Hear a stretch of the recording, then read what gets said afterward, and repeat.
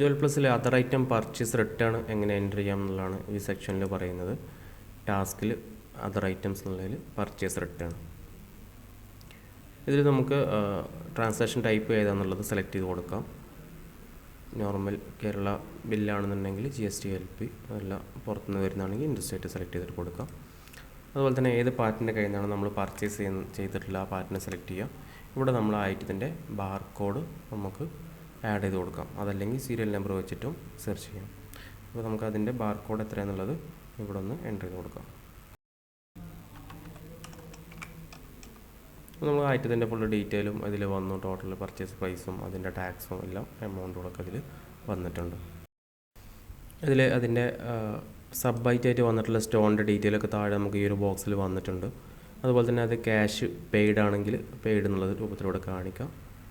എന്നിട്ട് നേരിട്ട് നമുക്ക് പ്രിൻ്റ് കൊടുക്കാം. ഇത്രയാണ് പർച്ചേസ് റിട്ടേൺ ചെയ്യാനുള്ളത്.